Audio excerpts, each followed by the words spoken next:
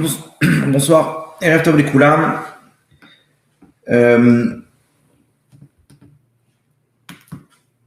Ok, le son, l'image, ça a l'air d'être bon. Super. Bezrat Hashem, j'aimerais, si vous voulez bien, dédicacer le cours pour la tzlacha de Tania Rachel Bat Josiane Esther et Kol HaYeshuot, ainsi que pour la Refoua Shlema de tous les malades. Et Bezrat Hashem, l'Avdil, le retour de tous les Khatoufim, tous les otages, Bezrat Hashem et la protection des soldats, nos chers soldats à Gaza. Ce soir, si vous voulez bien, avant de commencer, j'aimerais juste deux annonces. La première, c'est au niveau des Teilim. Alors, bon, au prochain, on a terminé l'objectif qu'on s'était fixé. C'est-à-dire, comme je vous avais dit, 627 livres de Teilim.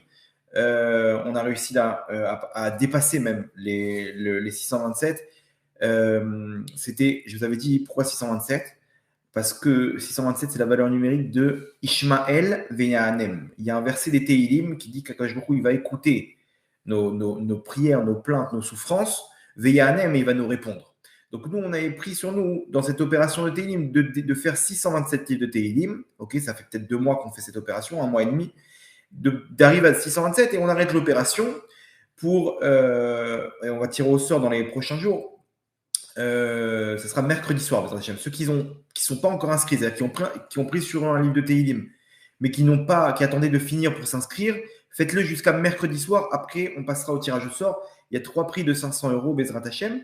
Ok, donc ça c'est pour le. Non, je vous avais dit que il se peut moi en tout cas, j'ai un très très gros pressentiment que cette action-là, elle va débloquer quelque chose dans les mondes d'en haut, et que dans les prochains jours, c'est-à-dire peut-être même à l'heure actuelle où on parle, demain, après-demain, okay, il se peut qu'il y ait une évolution dans la suite des événements. Pourquoi ? Parce qu'on a mis 627 Teilim de prières, de supplications, de souffrances qu'on a exprimées en prière à Hachem. Et les 627, le remès, c'était pour qu'Hachem nous réponde. Il nous réponde avec Bezrat Hachem un signe, un petit clin d'œil comme ça dans toute cette guerre, dans toute la suite des événements, pour nous montrer qu'on est bien dans une Géoula Berachamim Bezrat Hashem. Ça, c'est pour la première annonce. Ok, donc inscrivez-vous pour les derniers, ok, jusqu'à mercredi soir, et après on appellera les gagnants du tirage au sort.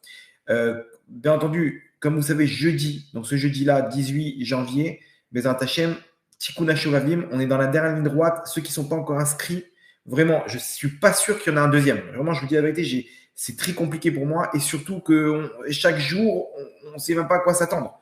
Sous demain, il peut y avoir une guerre mondiale, on ne sera même pas capable d'organiser quoi que ce soit, tout le monde sera enfermé dans les miklatim, etc. Donc, c'est jeudi, ok, et Bezrat Hashem, on espère que celui de jeudi, il pourra tenir la route. Mais en tout cas, il y en a un, celui qui ne s'est pas inscrit, celui qui n'a jamais fait de sa vie. Vous pouvez voir la vidéo qu'on a fait dessus.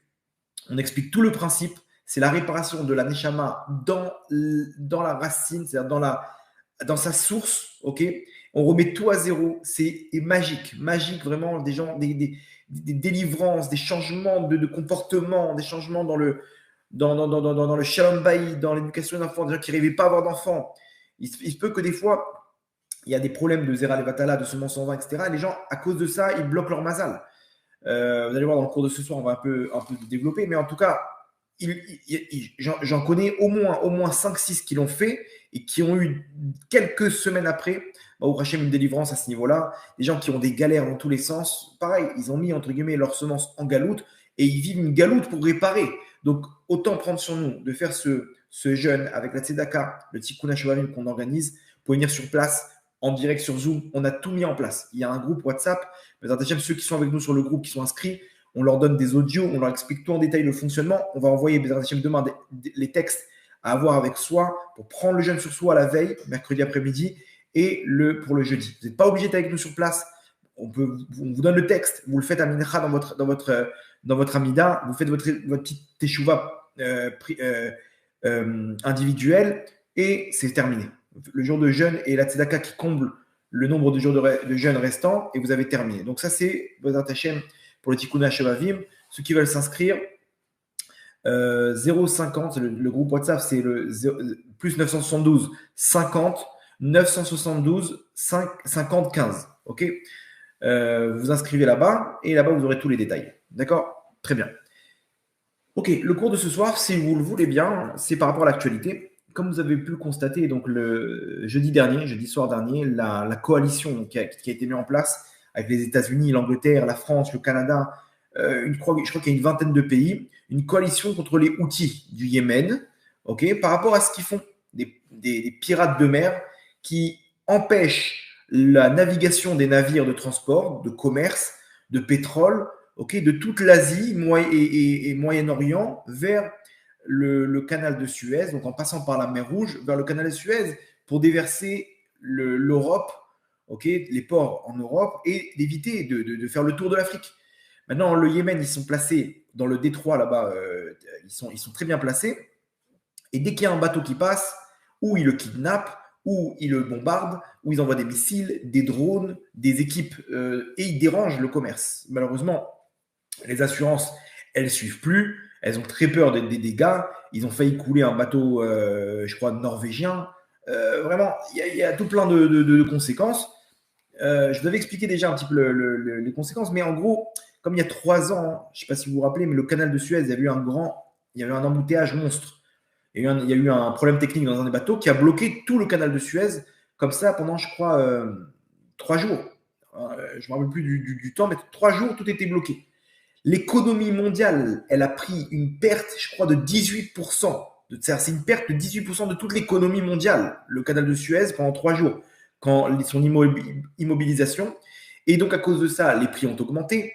Ok, le coût de la vie a augmenté. Donc, les taux d'intérêt, jusqu'à aujourd'hui, les taux d'intérêt sont élevés à cause de cet événement il y a 3 ans. Quand maintenant, les assurances, elles refusent comment dire, de protéger les bateaux, donc de tout dommage. Donc les bateaux, ils ne veulent pas prendre le risque. Ils font le tour de l'Afrique. Il y en a qui refusent de passer par là-bas, qui annulent leurs commandes, etc. Et c'est une perte énorme pour l'économie mondiale. Donc, on est obligé de se réunir. D'un coup, il y a plus. La seule morale dans le monde, en fait, c'est l'argent. C'est l'oseille. Il y a des catastrophes, des trucs, des génocides dans le monde. Ouais, bon, c'est bon, machin, etc. Mais dès qu'il y a de l'oseille, tout le monde se réunit. Ah, il faut attaquer. C'est pas possible. Ils vont pas nous. L'oseille, malheureusement, c'est le pouvoir. Et les outils, ils ont compris et ils ont fermé le robinet. Alors, eux, officiellement, ils disent que, comment dire, que c'est pour les Israéliens. Ok, c'est que les navires de transport israéliens. C'est que ceux qui ont rapport de près ou de loin, directement ou indirectement avec Israël. Mais on ne veut pas arrêter eux. C'est-à-dire, en gros, pas besoin de nous attaquer. Nous, c'est que Israël, par rapport à la guerre avec Gaza, on est rentré en guerre avec eux, etc. Et donc, jeudi soir dernier, donc la coalition a frappé, je crois, une centaine de 150 cibles au Yémen et ils ont détruit, je crois, 25% de l'armement des Houthis, donc des caches d'armes, de missiles, de fabrication de missiles, comment dire, de drones, etc. Et on attend normalement la riposte, ok, parce que vous comprenez bien qu'ils ne vont pas rester, ils n'ont aucune pitié. Ils sont d'une, comment dire, ils sont aspanimes, vraiment.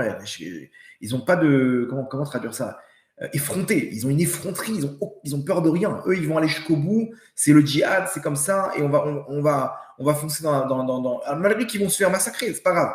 Tous les pays du monde contre eux, on va aller jusqu'au bout. Vous allez voir dans quelques jours, ils vont riposter, ils vont tirer sur des bateaux américains et des transports israéliens. Rebelote, ça va attaquer. Ça risque malheureusement de s'enflammer avec l'Iran, etc. Le Rav Yeshayahu Pinto, Shlita, Shakadosh Baruch Hu Yishlach Lo Refoua Shlema, il a dit explicitement, j'ai entendu l'enregistrement, il a dit à ses élèves, écoutez bien, dans quelques jours, c'est-à-dire, on ne parle pas de semaines, quelques jours, il a dit, ce sera des grandes chagigotes à Téhéran. Chagigot, c'est des fêtes. C'est-à-dire là-bas, il y aura de l'action à Téhéran. Comme ça, il s'est exprimé. Et il se peut que Hachem il fasse un scénario où le printemps arabe il revienne, mais cette fois-ci dans les pays qui sont contre Israël et qu'on peut voir une Géoula Berachamim. Ok. Ça, c'est pour le côté actualité. Vous allez me dire quel rapport avec nous, quel est le message qu'Hachem veut nous transmettre. En fait, il se trouve qu'il y a les mêmes pirates spirituels, ok, ces pirates-là des Houthis du Yémen qui viennent prendre d'assaut des navires de transport, Des pirates de mer, ils sont là et ils laissent rien passer, ils prennent ce qu'ils veulent, ils viennent avec leur bateau, ils repartent, ils ont kidnappé je ne sais pas combien de navires. Ces pirates, on a exactement les mêmes au niveau spirituel, ce qu'on appelle les pirates de la Neshama. Nous-mêmes, on est dans un parcours dans ce monde-là, okay, où on va d'un point à l'autre, et on a une marchandise avec nous. C'est toute cette neshama, toute cette abondance spirituelle qu'Hachem nous transmet, tout ce rôle qu'on a sur Terre, de cette influence qu'on peut amener au monde, amener à la Shrina, amener dans toute la création, dans l'objectif de ce monde. Okay, et on a un point. Ce point, c'est quoi? C'est Israël. Israël, d'arriver à Israël, c'est là où se trouve Hachem, c'est l'endroit géographique. C'est là où c'est le but d'un homme sur terre, c'est de se rapprocher d'Hachem, d'arriver à ce point spirituel, okay, de connexion avec Hachem et avec sa Neshama. Et donc sur la route, malheureusement, on est dans un monde où il y a des pirates. Il y a des pirates spirituels, comme nous dit le Harizal. Le Harizal, là-bas, il faut savoir que dans l'œuvre principale du Harizal, qui s'appelle Etzraïm, il y a 4 chapitres, 4 sharim, ok. Il y a 4 chapitres là-bas qu'on n'a pas le droit d'étudier. Ça parle des forces du mal, ok. On n'a pas le droit d'étudier. Et pourquoi? Parce que ça amène, quand on commence à enquêter sur les forces du mal, on se les amène sur soi, quoi. Ils comprennent que tu es en train de les espionner, tu es en train de savoir comment ils fonctionnent, et c'est pas simple. Donc il y a plusieurs méthodes. Rabbi Yehuda Ptaya, il ramène là-bas on fait ça dans l'ordre. Et donc là, on ne vient pas montrer qu'on veut les attaquer, on veut rentrer en guerre contre eux. On lit ça dans l'ordre, ou de faire ça le Shabbat, et surtout après Chatzot, etc. Donc il y a le chapitre 9, 36, etc. Ça parle des clipotes, des forces du mal. Là-bas, on nous raconte, c'est les plus intéressants. C'est les chapitres les plus intéressants, c'est de la folie. Alors, le système, comment ça marche. On nous ramène là-bas que ce monde-là, c'est ce qu'on appelle Beten Anachash. Je viens de dire cette expression, Beten Anachash, c'est le ventre du serpent. Le ventre du serpent, pour dire qu'il y a les forces du mal, elles sont en bas et en haut. Quand on étudie la composition de ce monde-là, ce monde, il est composé. Donc là, nous, on se trouve dans le monde de la Asiya, des actes. En dessous de nous, spirituellement, il y a des forces du mal qui nous tirent vers le bas. Et au-dessus de nous, il y a ce qu'on appelle Klipat Noga, une force du mal qui est mélangée entre le bien et le mal, qui nous empêche de nous connecter avec Hachem. Et on doit traverser ce monde. Maintenant, le problème, c'est que, comme on appelle ça le ventre du Nachash, parce que le Nachash fait à l'image des forces du mal, et nous, là-bas, si on fait rien pour se rapprocher d'Hachem, alors on se fait digérer par ces forces du mal. Et quelqu'un qui stagne, en fait, il est sûr qu'il n'est pas dans le bon chemin. Il faut toujours voir une évolution. Même si c'est une légère évolution, si on voit une évolution, de la manière dont on se rapproche d'Hachem, alors c'est bon signe. Et si on voit des obstacles, c'est qu'on est dans le droit chemin. Il faut savoir une chose, s'il y a des obstacles, c'est qu'on est face à Hachem. Pourquoi? Parce qu'on est dans le fief des forces du mal. Et s'il y a une interposition, c'est qu'on fait quelque chose. On est dans le bon chemin. On est en train de se rapprocher d'Hachem. Donc, il y a la force du mal qui fait écran qui s'interpose. Donc, c'est le signe qu'on est dans le bon chemin. Ok, ça, c'est le principe. Maintenant, nous dit le Harizal, là-bas, dans un de ses chapitres, il nous dit que le Satan et sa bande, ok, le Samer même, il est Saris. C'est quoi Saris? Saris, c'est, comment dire, Saris, c'est, il est, comment dire, qui ne peut pas amener d'enfant, il est stérile, voilà. Il est stérile, les forces du mal, elles sont stériles. Donc, ils n'ont pas la possibilité de mettre au monde, de se multiplier, ok? Les démons, etc., ils sont ce qu'on appelle stériles, et un peu comme à l'image des prêtres dans la Vodazara, ou chez les idoles là-bas, où eux-mêmes, ils se multiplient pas. Ils se marient pas, ils sont stériles, techniquement. Ok? Pourquoi? Parce qu'ils sont à l'image de leur parallèle dans les mondes d'en haut. En tout cas, ils sont stériles. Maintenant, alors quoi? S'ils sont stériles, la prochaine génération, il n'y a plus de force du mal, normalement. Comment ça se fait qu'ils sont encore là? Réponse, nous dit le Harizal, parce qu'ils se nourrissent du Zera Levatala chez l'Israël, de la semence en vain d'un Ben Israël. C'est-à-dire que lorsqu'un juif sur terre, il émet de la semence en vain, cette semence-là, elle est récupérée par les forces du mal, et c'est grâce à ça qu'ils peuvent se multiplier. C'est ça qui leur donne toute la vitalité dans ce monde-là. Vous comprenez? Donc, le but des forces du mal, c'est dans notre chemin qu'on a pour se rapprocher d'Hachem, c'est de nous faire tomber surtout dans la Kedusha.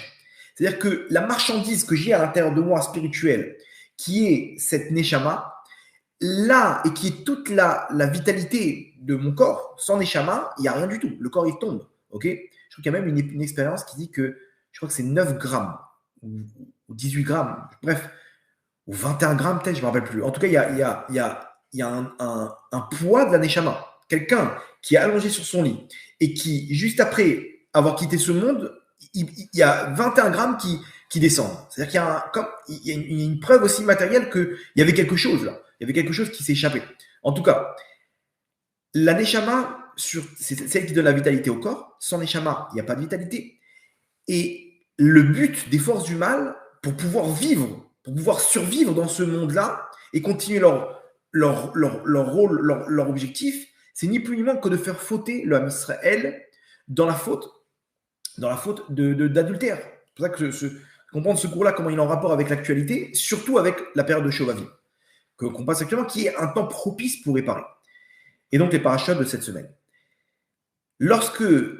Donc, tout l'objectif des forces du mal, c'est surtout le point principal, c'est de les faire tomber là-bas. C'est pour ça que les Bnei Israël, lorsque Bilham, il a voulu maudire les Bnei Israël, il n'a pas réussi. Il a voulu qu'est-ce qu'il a voulu faire? Il a voulu les déconnecter d'Hachem. C'est quoi une malédiction? Une malédiction, tu es connecté à la bracha. La bracha, c'est un flux, c'est la bénédiction, c'est un flux qui se propage jusqu'à Maneshama et qui va me donner la réussite sur Terre. La klala, c'est déconnecter le robinet. Ce flux, je le déconnecte. C'est une malédiction. Donc, je suis plus connecté. Je ne reçois pas ce qu'il faut. C'est une malédiction. Bilam, il a voulu déconnecter le Ham Israël d'Hachem. Il n'a pas réussi. Qu'est-ce qu'il a tenté de faire? Il a dit à Balak, il lui a dit, regarde, je te donne un conseil. Si tu veux réussir avec eux, tu veux les déconnecter d'Hachem, il lui dit, Elokehem shel ele sonezima. Leur Dieu, il déteste l'adultère. Si tu arrives à les faire tomber dans l'adultère, tu as tout gagné. Et effectivement, il a mis là-bas les notes moires, etc. Et là-bas, il y a eu plus de morts qu'au Veau d'Or. Il y a eu une épidémie, il y a eu plus de morts qu'au Veau d'Or. Et toutes les xérotes qu'il y a eu là-bas. Bref. Pourquoi? Parce que la neshama d'une personne, c'est toute la vitalité. Toute la vitalité, toute l'abondance spirituelle et qui se matérialise d'une personne dans ce monde, c'est dans sa neshama. Sa neshama, elle est là, il est connecté à Hachem. Le but des forces du mal, c'est de le pirater. Tu n'arriveras pas à Hachem. Tu n'arriveras pas à Hachem. Ils sont là comme un lion qui observe sa proie et dès qu'il y a le moindre petit déraillement, boum, il attaque. Il attaque, il nous fait tomber. Ça attaque aujourd'hui même dans les téléphones. Qui aurait cru? Les gens ils me disent, oui, j'ai plus la télé. Je dis, t'as quoi comme téléphone? Il me dit, un smartphone. Je dis, mais alors, explique-moi quelle est la différence. Pourquoi tu n'avais pas la télé avant? Il me dit, parce que la télé, c'est pas, je sais pas, il y a des trucs qui sont pas, c'est pas pour nous, quoi. Il y a des programmes qui sont pas pour nous, et des trucs, des machins. Je dis, alors, qu'est-ce que tu as dans ton téléphone?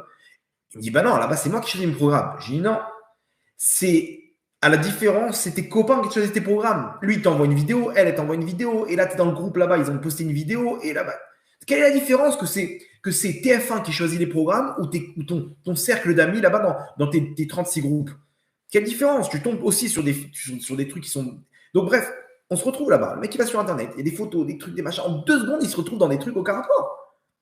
Aujourd'hui, dans la rue, c'est laisse tomber. Et on va voir aussi du côté des femmes quel est le rôle, mais vous comprenez que tout tourne autour de ça. Sans compter la faute elle-même. Parce que l'œil regarde, donc le cœur désire. Mais comment un homme il fait? Quand il désire une femme, il est frustré, il n'y a rien à faire. Malheureusement, il peut avoir un plaisir tout seul, ce qui s'appelle la semence en vain. Et ça le calme, et comme ça, il ne sait pas qu'il s'est fait pirater par ses outils spirituels. Il y a des outils qui viennent, il voit un bateau passer, oh, il est bon lui, hein. Tac, tac, il le mitraille, boum, des drones, des missiles, des machins, etc. Qu'est-ce qu'on fait? Et hop, il se fait pirater, mec. Il était en route vers Israël et il commence des épreuves. Déjà, premièrement, rassurez-vous, si vous avez des épreuves dans ça, c'est que vous êtes dans le bon chemin. Alors, la question est de savoir comment sortir de ça. Il y en a carrément, ils se sont fait kidnapper leur bateau. C'est-à-dire, le mec, il n'est plus là. Il n'est plus là, vide. C'est-à-dire, plus d'étincelles. Il n'y a plus rien du tout. Il est complètement assimilé. Il n'y a plus de neshama. Il reste une petite étincelle. Avec ça, il peut faire tchouva, mais il a tout vidé. Ça fait 10 ans, il est avec cette Goya, 20 ans qu'il est là-bas, et dans les trucs, et machin. Et aujourd'hui, à un âge très jeune, ils ont déjà vidé leur neshama. Moi, je suis des jeunes, je les vois à 10 ans, 11 ans. Ils ont cette pureté sur leur visage. 13, 14 ans, le visage défiguré. Alors, personne ne voit ça. Mais quelqu'un qui a un petit peu de sensibilité dans la doucha, il voit, il n'y a plus d'étincelles. C'est très bien. Entre-temps, ses parents, ils lui ont offert un smartphone depuis l'âge de 8 ans et il s'est bien baladé, on va dire comme ça. Il a découvert ce que certaines personnes, là, il y a 2-3 générations, ils découvraient à leur mariage. Okay, il a 8 ans. Et donc, il a compris qu'il pouvait faire ça tout seul et il s'est vidé sa neshama. Et on voit que son visage, il est, je ne sais pas comment vous expliquer, genre comme si quelqu'un qui s'est mal levé, il a un petit peu le visage gonflé comme ça. Je sais pas, c'est moi ce que je vois des fois dans ces enfants-là. Je me dis, ça dit que t'es où? Où t'es parti? C'est le visage déformé comme ça. Et le Harizal, il dit que ceux qui ont plus d'étincelles, ils sont pris par les forces du mal, ils sont akoum. Leur visage, il est tordu. Il est tordu comme le serpent. Le serpent qui représente les forces du mal, lui-même, quand il marche de façon tordue. Il ne marche pas droit. Il marche droit, qu'est-ce qui t'arrive? Non, il marche sur les côtés comme ça. Ça, c'est les forces du mal, c'est tordu. Et donc, il y en a, ils ont le visage tordu. Pourquoi? Parce qu'ils sont complètement vidés. Ils se sont fait kidnapper par des outils spirituels. Okay, donc nous, on est en train de se balader tranquille, on est là avec notre abondance spirituelle, notre bracha, notre neshama, et on se fait complètement pirater. Ne vous inquiétez pas, dans ce cours-là, on va essayer d'apprendre comment ça marche et surtout comment faire pour se protéger et pour réparer. Cette lumière, donc on a dit, c'est la neshama. Cette neshama, c'est ni plus ni moins que la lumière du Beth Amikdash. C'est-à-dire, il faut comprendre une chose. Le but, ça c'est la base de toute la chassidoute. Le but d'Akadosh Baruch Hu, c'est quoi? Itavalo le Akadosh Baruch Hu, liot lo dira batartonim. Akadosh Baruch Hu, il a un désir, mais extrême, plus que tout au monde, d'avoir un endroit où résider dans les mondes d'en bas. Akadosh Baruch Hu, il est roi dans les mondes d'en haut. Dans les mondes d'en bas, il n'est pas roi. Il attend le moment où il pourra résider en nous. C'est-à-dire que nous, le but, c'est que je fasse en sorte de faire résider Hachem en moi. Le but du Beth Amikdash, c'est quoi? C'est pour qu'Hachem il réside en nous. Un temple avec Hachem à l'intérieur, c'est juste une image pour qu'on comprenne comment ça marche de façon personnelle. C'est pour ça que le monde il continue, même si le Beth Amikdash il a été détruit. Toi-même, tu peux faire tes corbanotes, tu peux faire tes sacrifices qui ont été remplacés par la prière, qui ont été remplacés par d'autres choses, etc., par les kétorettes, on les lit, on étudie, on truc. Tout ça t'amène cette lumière, t'amène Hachem en toi. Et comment tu protèges cette lumière? Par ce qu'on appelle la Gdusha. La Gdusha, c'est de se protéger de tout ce qui est adultère, semence en vin. T'es kadosh, tu fais attention à tes yeux, à tes oreilles, à ta bouche, à ce que tu fais. T'es kadosh. T'es kadosh, t'as cette lumière d'Hachem. Et Hachem lui-même, il nous donne le plan. Il nous dit, mes enfants, Asuli Migdash, faites-moi un temple. Ok? Veshachanti betocham, et je résiderai en vous. Pourquoi? Parce que le but, c'est Hachem Rotsi dira batartonim. Hachem, il veut être en nous. En nous. Et c'est cette étincelle de Neshama qu'il nous a donnée et qui est la lumière du Beth Amikdash. C'est la Shrina Agdosha. La Shrina, la présence divine qui est dans le Beth Amikdash, elle est aussi à l'intérieur de chacun d'entre nous. Regardez, c'est très profond. Vous allez comprendre beaucoup de choses grâce à ça. Cette lumière-là, c'est toute l'abondance du monde. Le monde, il faut savoir une chose, que l'abondance spirituelle qui descend dans le monde, elle descend dans un point qui est le mont du temple. Là-bas, c'est l'endroit spirituel où toute l'abondance du monde, ça veut dire le pétrole, l'or, l'argent, tout ce qui existe au monde, okay, toute l'abondance spirituelle, toute la vitalité de ce monde, la lumière, elle descend en Israël, à Yerushalayim, au mont du Temple. Okay, l'endroit où se trouve le Beth Amikdash, et plus exactement dans le Kodesh HaKodashim, dans le Saint des Saints, où se trouve le Aaron Abrit, l'Arche Sainte. Okay, c'est pour ça que vous allez comprendre pourquoi tous les pays ils veulent avoir une ambassade à Jérusalem, toutes les religions, pardon, okay, parce que inconsciemment ils ressentent cette abondance, cette bénédiction. Okay, donc ils ont besoin d'avoir une mainmise sur Jérusalem. Okay, et à toutes les générations, hein, c'est pas nouveau. Toutes les générations, ils ont essayé de conquérir Jérusalem. Ils sentent leur mazal, ils sentent qu'il y a quelque chose de grand là-bas. Très bien. Aussi, c'est pour cette raison que lorsqu'on fait le Birkat Amazon, on rappelle là-bas la construction de Jérusalem. Pourquoi? Et du Beth Amikdash. Boné Yerushalayim, etc.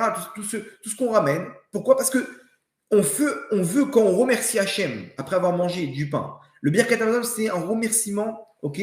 Une fois que je me suis rassasié, je bénis Hachem. Dans cette bénédiction qui m'a donné sur l'abondance, je suis obligé de rappeler la source de cette abondance, qui est le Beth Amikdash. Vous comprenez? Très bien, on avance. Donc, cette lumière, c'est la vitalité du monde. C'est cette même lumière qu'il y a dans ma Neshama. Hachem, il veut résider en moi. Donc, il met une étincelle dans ma Neshama. Et en fait, à moi de faire descendre cette lumière ou de ne pas l'évacuer. D'accord? Cette lumière, donc, elle est en moi et c'est elle qui me donne toute la vitalité. Toute la vitalité qu'il y a aujourd'hui dans le monde, en chacun d'entre nous, c'est cette lumière du Beth Amikdash. Cette Neshama qui est en moi, cette étincelle du Beth Amikdash.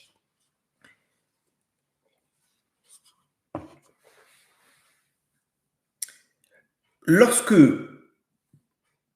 Comment expliquer ça? Ok, on va laisser ça après. Peut-être comment ça marche le mazal, mais en tout cas... Donc, cette lumière-là, elle est en moi. Et tout simplement, lorsque une personne, elle tombe dans ses fautes de Zera Levatala, par exemple, ok? Alors, qu'est-ce qu'il fait? Il émet de la semence en vain. Dans cette semence, il y a une vitalité. Il peut mettre au monde grâce à ça.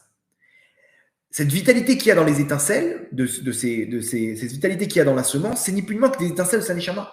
C'est-à-dire que ce qu'il a fait, c'est qu'il a pris une partie de cette lumière du Beth Amikdash et il a mis en galoute, dans le vide. Il a alimenté les forces du mal et elles peuvent se multiplier et c'est devenu un bon client. Ils vont continuer à le faire fauter encore et encore, ok, pour qu'il puisse encore et encore pour qu'il puisse être donner encore de la vitalité. Ce qui se passe, c'est quelque chose que vous allez sûrement connaître de près ou de loin. C'est que on arrive dans un monde, ok, techniquement, hein, si aujourd'hui on est au top de la comment dire toute l'impureté, on va dire, de ces fautes-là, de l'adultère, ok, la dépravation, je cherchais le mot. Donc aujourd'hui, on devrait être au top d'un monde sans vitalité. Et remarquez bien, aujourd'hui, vous allez voir ces symptômes-là, c'est un manque de vie, un mal-être. Les gens, ils n'ont aucune motivation de vivre, aucune. Qu'est-ce que tu veux faire dans la vie? Ouais, je sais pas. Ils sont déprimés. La déprime, c'est quoi? C'est t'as plus de motivation. T'as plus rien qui te permet de te lever le matin. Donc, qu'est-ce qu'il fait? Le mec, il fait des grasses maths jusqu'à 3 heures de l'après-midi. Il enchaîne des séries télé comme ça jusqu'à 5 heures du matin. Il est vide, une larve. Il a plus de simra, il a plus de joie, il a un mal-être, il est coléreux, tous les nerfs. Il est prisonnier des outils spirituels. Il a été kidnappé, son bateau, il a été kidnappé. Il n'y a plus de vitalité en lui. Il n'y a plus rien. Qu'est-ce que tu veux? Rien, je sais pas. Il veut que kiffer, il est que là-bas, il est que dans les plaisirs, dans les trucs, machin. Mais c'est vide. C'est vide. Ce monde aujourd'hui, il est là-bas. Le monde est vide, il n'y a plus rien. On cherche des petits likes sur Instagram, sur Facebook, aimez-moi, donnez-moi envie de vivre. Il n'y a personne, j'ai pas envie de vivre, j'en ai marre de ma vie, j'en ai marre de ce monde. Donnez-moi une envie d'exister. Donc quand quelqu'un il comprend qu'il est aimé, ça lui donne envie de continuer à vivre. Mais on est à ce niveau-là aujourd'hui, on est au top de la dépravation, donc on est au top du manque de vitalité. Ok? Alors, une femme, vous allez comprendre, c'est exactement pareil. Alors là, vous allez me dire, là, les femmes, elles sont sûrement en train de regarder le cours et dire, heureusement qu'on n'est pas des hommes, ok, parce que c'est dur d'être un homme. C'est vrai, le mec, il doit faire attention à sa bride, il doit faire attention à ses yeux, il doit faire attention, comment dire, à étudier à Torah, Bitoul Torah, les tfilot, les machins. Ouh, une femme, elle est pépère. Pas besoin d'aller prier, pas besoin de tfilin, ok, les tfilin, le matin, c'est la course, je suis en retard, vite, les enfants, il faut les amener à l'école, avec la prière, et la concentration, après, il faut qu'il étudie à Torah, après, il faut qu'il fasse attention à ses yeux, à sa bride, et machin. Il est tiraillé. Un homme sur terre, il est tiraillé. Et mesdames, je vous en supplie, comprenez votre mari. Protégez-le parce qu'il est tiraillé. Il y a des femmes qui sont là, elles croient que leur mari, c'est des animaux. Tu n'as pas compris. Le pauvre, il est juste massacré par cette galoute.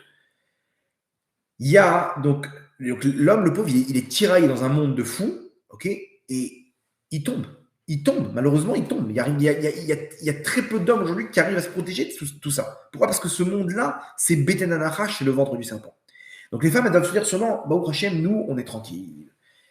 Et sachez que c'est la chose la plus dure pour les hommes. Pourquoi? Parce que c'est là-bas où il y a le plus d'enjeux pour les forces du mal. C'est là-bas où ça a le plus de valeur. On prend sa neshama, on lui prend sa neshama. Pour les femmes, il y a l'équivalent. Alors, écoutez bien, vous allez comprendre maintenant quelque chose. Je ne sais pas si vous avez déjà entendu ça dans votre vie. Ok, le secret de la tsniout. Pourquoi une femme, elle doit s'habiller pudiquement, selon la Torah. Vous allez comprendre pas le béaba, ouais, une femme, elle s'habille de tsanoua. Qui aujourd'hui peut m'expliquer pourquoi une femme doit s'habiller de tsanoua? C'est quoi le truc pour pas qu'on ait des mauvaises pensées d'elle, etc. Mais qu'est-ce qui se passe derrière? C'est quoi le secret de tout ça? Vous allez voir, quand on comprend le fonctionnement, ça donne une autre vision des choses, ça peut nous aider à prendre sur nous. Et bizarrement, c'est la chose la plus dure chez les femmes. La tsniout, c'est la chose la plus dure pour les femmes. Et celles qui le font naturellement, c'est la preuve qu'elles ont des neshamot très très pures. Il y a des femmes comme ça, naturellement, elles ne peuvent pas se montrer, elles ne peuvent pas mettre leurs photos comme ça sur Instagram, que tout le monde regarde, etc. Elles ont ça en elles, c'est un signe que cette femme-là, elle a une neshama très très précieuse. Très précieuse. Maintenant, vous allez comprendre. Le Rekanati à la Torah, okay, le Rekanati, c'est un grand Mekoubal, okay, je crois que c'est un élève du Harizal, si je ne me trompe pas. Dans la paracha de Lech Lecha, il donne le secret. Il dit comme ça, il faut savoir que la destruction des deux bêtes Amikdash, des deux pâtés Amikdash, le premier et le deuxième, elle a pu avoir lieu, cette destruction elle a pu se réaliser à cause, c'est quoi la source première? À cause du fait que Sarah Imenou, elle a été kidnappée par Paro et par Avimelech, le roi des Pélishtim. Je vous refais l'histoire. Ça, Avram, il descend en Égypte.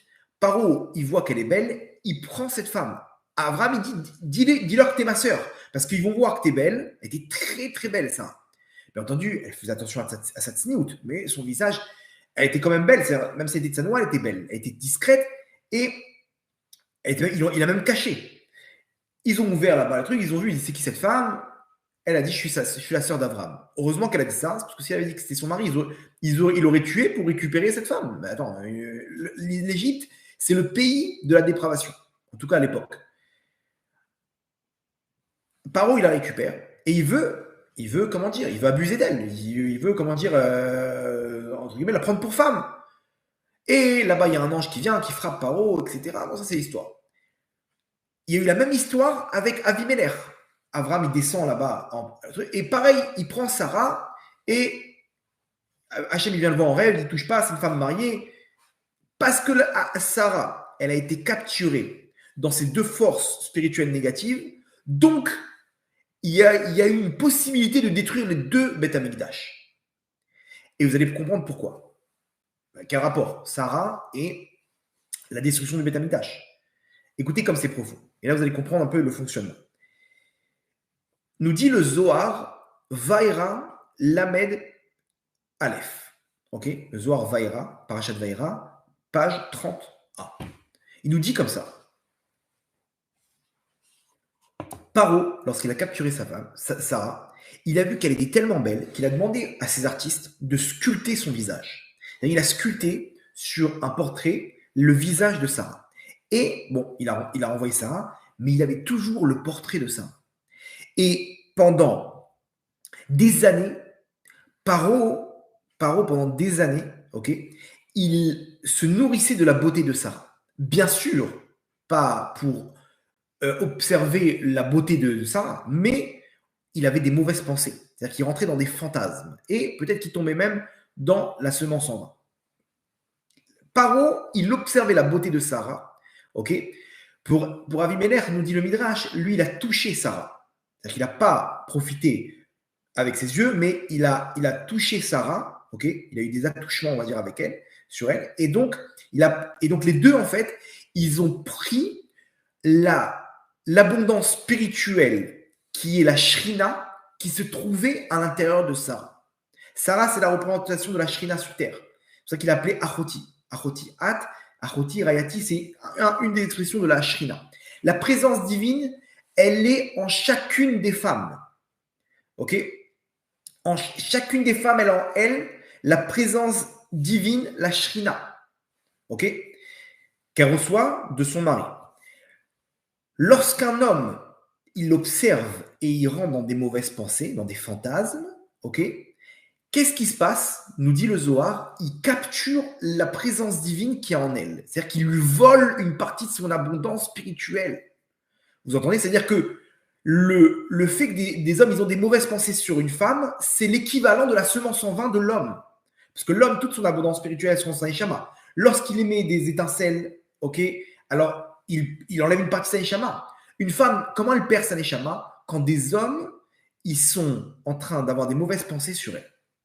Une femme, elle est complètement naïve. Elle ne sait même pas ce qu'un homme. Elle croit qu'il est trop mignon, il est gentil comme ça avec moi. Elle ne sait pas ce qui se passe dans sa tête. Si une femme, elle pouvait rentrer une fois dans la tête d'un homme, elle dirait la hystère. Oh là là, mais quoi?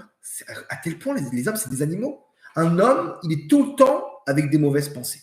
À part s'il travaille ça. Mais un homme, il a un côté animal où, lorsqu'il voit une femme belle et dénudée, il rentre dans des fantasmes. Il rentre tout de suite, Rav Shalom, dans des fantasmes. Lorsqu'il fait ça, il vole une partie de la Neshama, qui est la présence divine, qui est une partie de la Shrina, qui se trouve en cette femme. Il lui prend une partie de son abondance spirituelle. C'est pareil, mesdames, il y a aussi un scénario de outils spirituels qui piratent la Neshama d'une personne, spirituellement.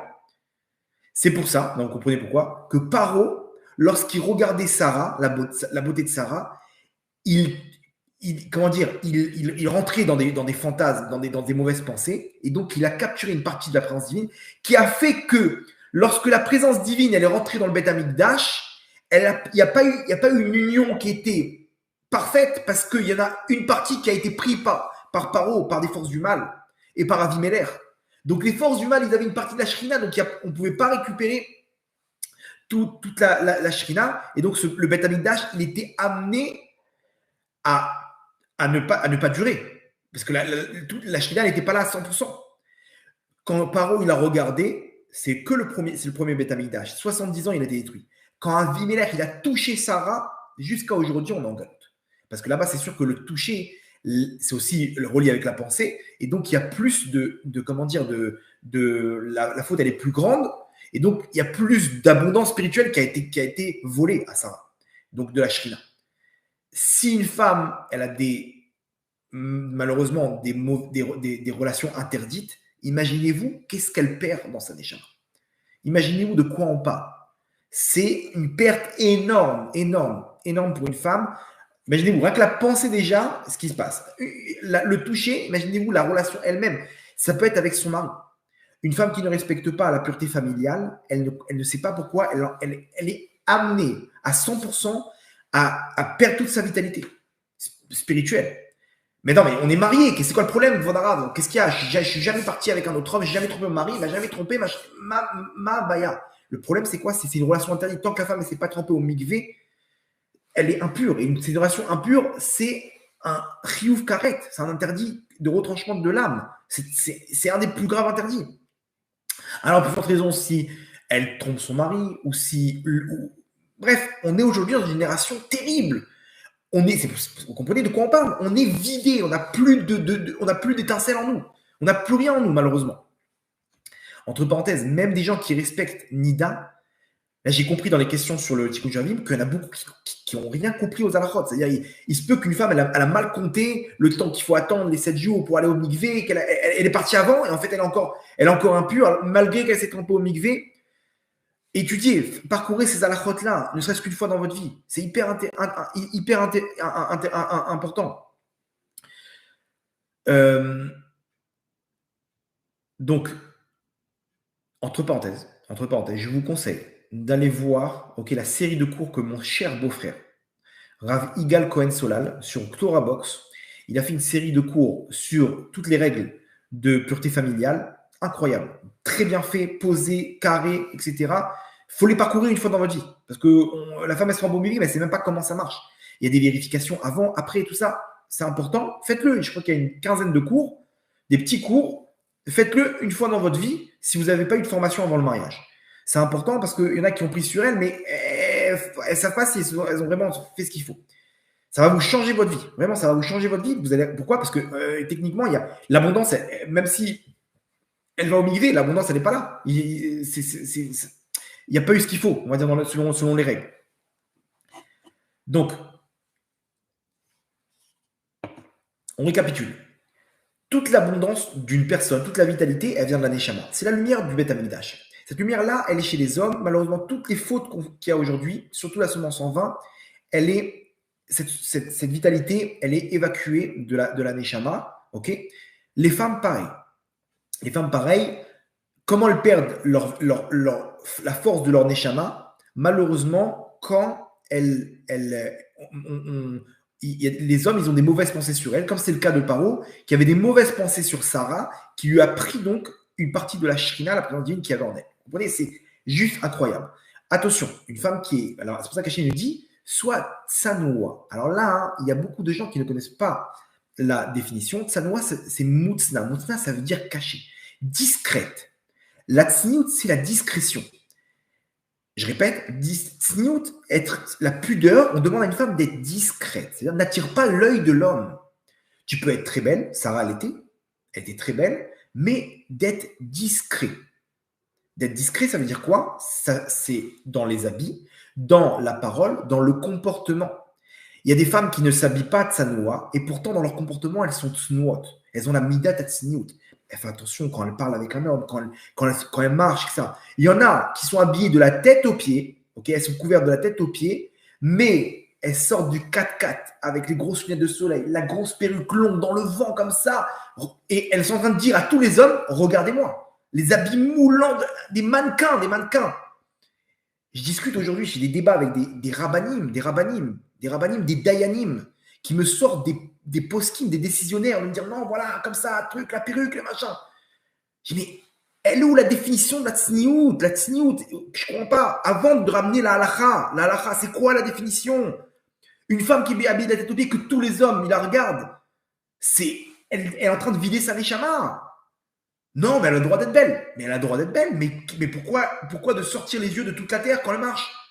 Elle peut être belle. Mais quoi? Alors, tu sais quoi, une femme, elle vient. Un mec, il vient à la salle d'attente là-bas chez le médecin. Il ramène son sac poubelle. Quoi? Attends, bouchez-vous le nez. Pareil, quand tu es en train de me dire, ils n'ont qu'à fermer leurs yeux. Ils n'ont qu'à regarder à côté. C'est pas ça ce qu'Hachem il veut. Hachem, il veut la discrétion. Sois discrète, Matsadika.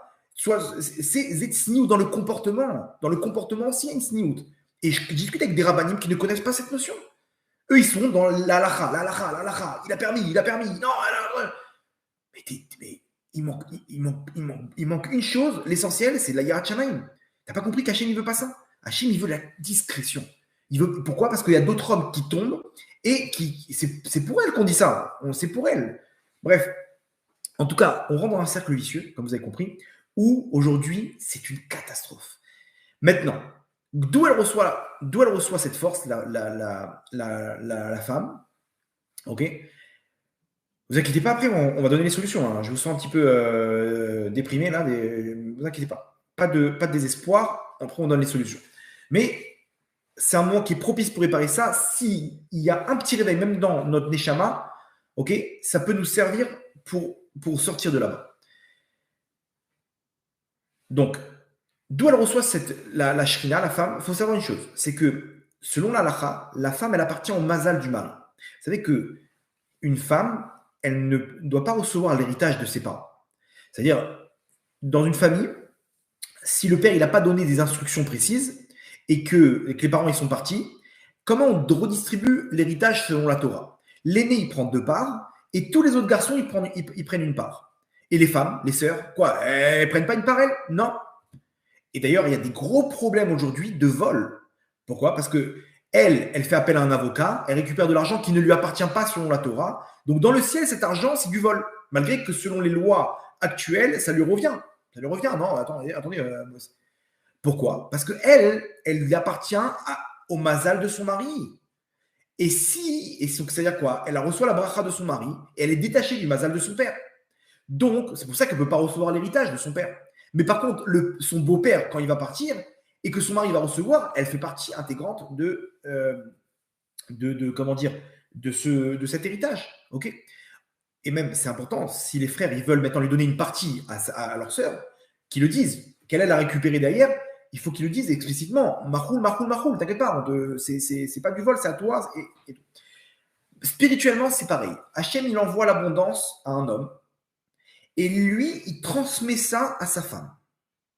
Maintenant, quand l'abondance, il est encore chez l'homme et que la femme, tous les hommes de la terre, ils ont eu des mauvaises pensées sur elle. Pourquoi? Parce qu'elle a mis des photos sympathiques sur Instagram. Et que, donc, elle ne sait même pas. Imaginez-vous maintenant, Paro, lui, il avait une photo de Sarah. Imaginez-vous que ce Zohar-là, il doit être une mauvaise nouvelle pour toutes celles qui ont des photos sur Instagram que des milliers de personnes regardent. C'est-à-dire que c'est pas Paro, il regarde. Il va savoir ce que les hommes, ils ont fait avec cette photo. Ok, une belle femme, comme ça, elle est en vacances, en maillot de bain avec ses copines, machin. C'est des fous aujourd'hui, les gens. Genre, ils m'ont dit, une femme, elle a vendu l'eau de son bain à 100 000 euros. Les mecs, ils sont malades. Elle a vendu ses pieds à 10 000 $, une photo de ses pieds.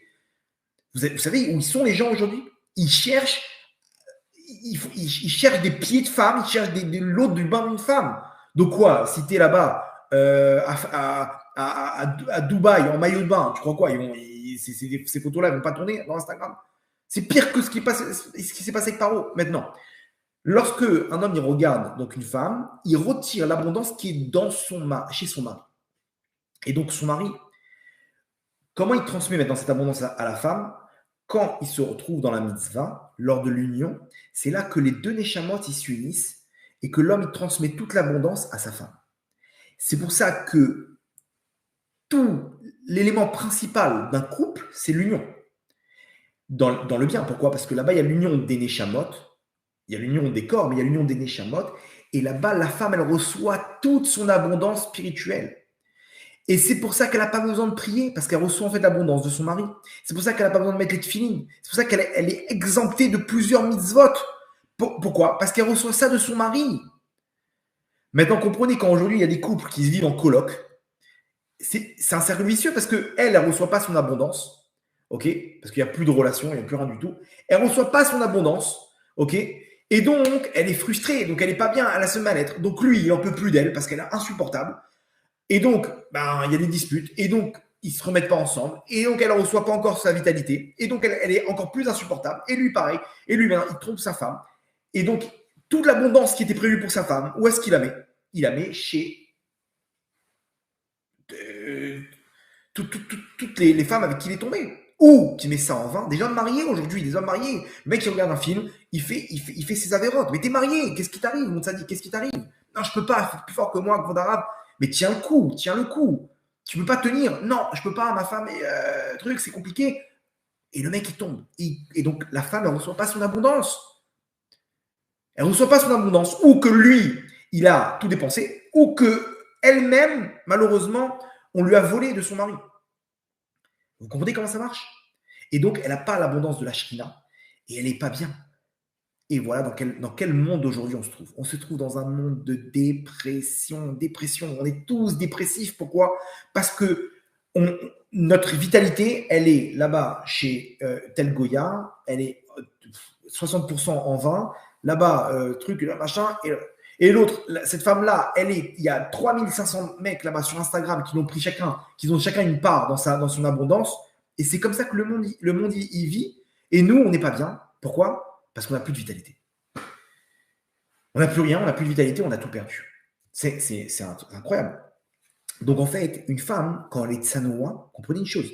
Si elle est tsanoua, qu'on regarde, elle n'a rien à craindre. Si les mecs, c'est des fous, c'est pas grave. Elle a fait son travail. Mais attention, une sniout où elle attire pas l'œil. Parce que si elle attire l'œil, même, elle peut être belle, elle peut être élégante. Mais je vous conseille de regarder le cours sur la tsniout qui s'appelle sur le Kisui Roche, sur la misère de se couvrir la tête, qui s'appelle la couronne lumineuse de la femme. Là-bas, j'explique en long, en large, en travers qu'est-ce que c'est la beauté de la tsniout, qu'est-ce qu'Hachem attend d'une femme, etc. En tout cas, une femme, lorsqu'elle est tsanoua, en fait, elle protège la lumière du Beth Amikdash qui est en elle. Elle arrive à une pureté d'esprit, elle purifie son corps, elle purifie son âme, elle purifie ses actes.